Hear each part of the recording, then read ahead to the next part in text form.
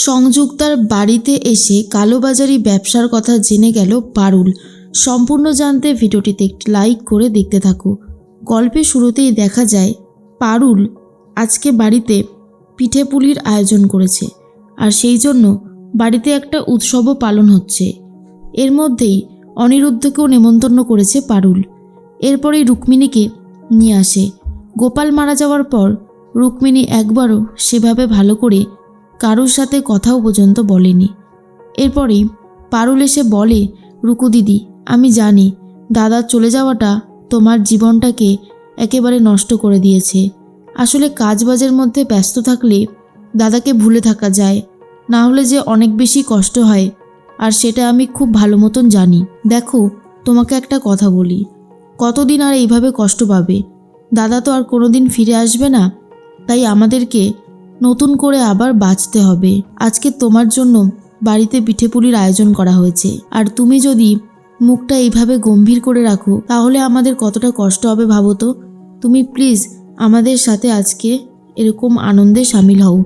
দাদা পাটিসাপটা খেতে খুব ভালোবাসতো, আজ বড্ড বেশি করে দাদার কথা মনে পড়ছে।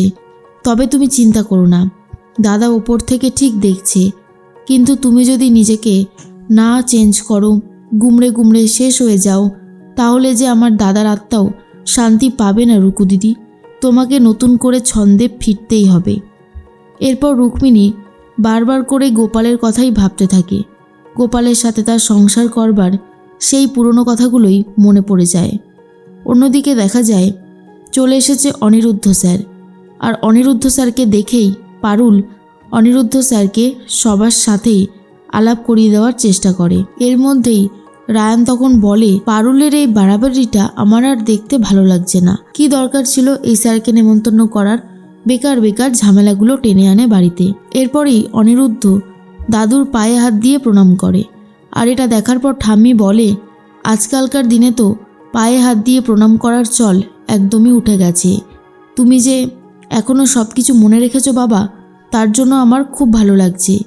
তখনই অনিরুদ্ধ বলে, আসলে এগুলো হলো পারিবারিক শিক্ষা। ছোটবেলা থেকে গুরুজনদের প্রণাম করতে হয়, এটাই তো শিখে এসেছি, তাই এখনও সেই নিয়মটাই ফলো করি। জানেন, আমাদের বাড়িতেও অনেক পিঠেপুলি হতো। মা তো নেই, তাই মায়ের কথা আজকের দিনে ভীষণ মনে পড়ছে। এরপর দাদু বলে, আমাদের বাড়িতেও অনেক ধরনের পিঠেই হবে। পারুল দিদি নিজে সব কিছুর আয়োজন করেছে। এরপর পারুল রায়ানকে বলে এক গ্লাস শরবত নিয়ে আসার জন্য। রায়ান তখন ভাবে, এমনিতেই আমি এই অনিরুদ্ধকে সহ্য করতে পারছি না, তারপর নাকি আবার জুস খাবে, পারেও বটে এই পারুলটা। এর মধ্যেই পারুল অনিরুদ্ধকে বসায়। এরপর অনিরুদ্ধ দেখে পিসিমণি নিচে নেমে আসছে। পিসিমণিকে দেখার পরেই অনিরুদ্ধ হা করে তাকিয়ে থাকে। অনিরুদ্ধ তাকিয়েছিল পিসিমণির দিকে, কিন্তু রায়ান ভাবে অনিরুদ্ধ পারুলকে দেখছে। এরপর পারুল সেটা খুব ভালোভাবেই বুঝে যায়, আর বলে, তীরপিণ্ডেটা ভাবছে আমার দিকে তাকিয়ে আছে অনিরুদ্ধ স্যার। কিন্তু অনিরুদ্ধ স্যারের আসলেই মনে ধরেছে পিসিমণিকে। হবেন নাই বা কেন? আমাদের পিসিমণি কি কম সুন্দরী নাকি? তবে পিসিমণি আর অনিরুদ্ধ স্যারের বিয়েটা হলে মন্দ হয় না। এরপরেই পিসিমণি আর পারুল দুজন মিলে ফাটাফাটি একটা ডান্সের প্রোগ্রাম করতে থাকে, যা দেখার পর আরোই মুগ্ধ হয়ে যায় অনিরুদ্ধ। এরপরেই পারুল অনিরুদ্ধর সাথে কথা বলতে থাকে। অনিরুদ্ধর সাথে আলাপ করিয়ে দেয় পারুল পিসিমণির। পিসিমণির হাতের দিকে তাকিয়ে রয়েছে অনিরুদ্ধ, আর ভাবে, এই মেয়েটার তো শাখা সিঁদুর কোনোটাই দেখছি না। তবে ইনি কি আনম্যারিড নাকি ডিভোর্সি? খোঁজ নিয়ে দেখতে হচ্ছে তো, খুব সুন্দর দেখতে ওনাকে। এরপর পারুলকে ডাকাডাকি করে পিসিমণির হয়ে খোঁজ নেবে। এরপরেই রায়ান ভাবে, পারুলের সাথে কথা বলার জন্য মরিয়া হয়ে গেছে মানে কোনো বদ মতলব আছে। তাই রায়ান কিছুতেই পারুলের সাথে কথা বলতে দেয় না অনিরুদ্ধর। অনিরুদ্ধর সাথে পারুলকে কথা বলতে না দিয়ে নিজেই সাইডে ডেকে নিয়ে চলে যায়। এরপর পারুল বলে, কি হয়েছে বলতো, তখন থেকে এইভাবে ছটপট করছিস কেন? রায়ান তখন বলে, ওই লোকটাকে ডাকার কী ছিল, আমি তো এটাই বুঝে উঠতে পারছি না। পারুল বলে, আরে বাবা, উনি তো আমাদের স্যার। এখন থেকে তো আমরা সংযুক্তা ম্যাডামের বিরুদ্ধে একসাথেই কাজটা করব। তো ডেকেছি তো কি হয়েছে, তুই বা এরকম করছিস কেন? পারুল তো কারণটা বুঝে যায় আর মনে মনে ভাবে, তুই আমাকে অনেক জ্বালিয়েছিস, এবার দেখ আমি তোকে ঠিক কিভাবে জ্বালাই, হাড়ে হাড়ে বুঝবি। এরপরেই পারুলের সাথে কথা বলতে থাকে অনিরুদ্ধ আর বলে, আমি আর পিঠে খাবো না পারুল, অলরেডি পাটিসাপটা খেয়েছি অনেকগুলো। তখনই তরিতা বলে, এই পিঠেগুলো পিসিমণি নিজের হাতে বানিয়েছে। এরপর পিসিমণি বানিয়েছে বলে খেতে শুরু করে দেয় অনিরুদ্ধ। আসলে পিসিমণিকে পছন্দ হয়ে গিয়েছিল অনিরুদ্ধ। এরপরেই দেখা যায় রাত হতেই চলে গেছে রায়ান, পারুল আর অনিরুদ্ধ সংযুক্তার বাড়িতে।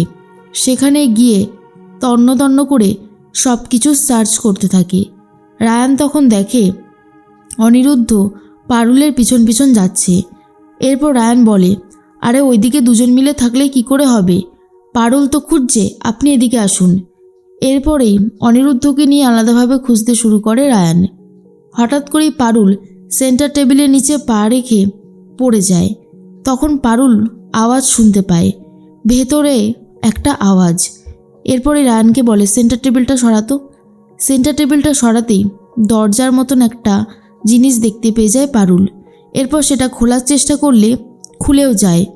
অন্যদিকে সংযুক্তা অনিরুদ্ধকে অনেকবার ফোন করছে, কিন্তু অনিরুদ্ধর ফোনটা সুইচ অফ বলেই আর শুনতে পারিনি অনিরুদ্ধ। সংযুক্তার সাথে কথাও হয়নি।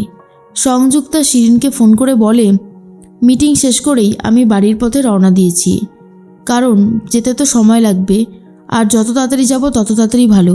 কিন্তু সমস্যাটা হচ্ছে, আমি এতবার অনিরুদ্ধকে ফোন করলাম, অনিরুদ্ধ ফোনটা ধরল না, হয়তো অবশ্য কোনো কাজে ব্যস্ত আছে। এরপরে অনিরুদ্ধ, রায়ান আর পারুল সেই গোপন দরজা খুলে ভেতরে ঢুকে পড়ে আর দেখে প্রচুর অ্যান্টিক জিনিসপত্র রয়েছে দামি দামি হিরে। তখন অনিরুদ্ধ বলে, সংযুক্তা পিওর লাইফের টাকা মেরে আজ নিজের এত বড় একটা অ্যাসেট তৈরি করে নিয়েছে, কিন্তু ও যে বিজনেস করছে সেটাও ধরা পড়বেই এবারে। এরপরেই পারুল প্রমাণ সমেত কয়েকটা ছবি তুলে নেয় আর বলে, এবার বুঝবেন ম্যাডাম, কত ধানে কত চাল, অনেক নিরপরাধ মানুষকে আপনি কষ্ট দিয়েছেন, তাই আজ আপনি শাস্তি পাবেই। এরপরেই সংযুক্তা গাড়িতে করে চলে এসেছে বাড়িতে আর ভাবে, অনিরুদ্ধ ফোনটা কেন ধরছে না, অনিরুদ্ধ যে ফোন ধরেনি কেন সেটা সংযুক্তা বুঝতে না পারলেও সংযুক্তার যে ডেট ঘনিয়ে এসেছে সেটা বুঝতে পারছে, কারণ সংযুক্তার সমস্ত কালোবাজারি বিজনেস পারুল ধরে ফেলেছে।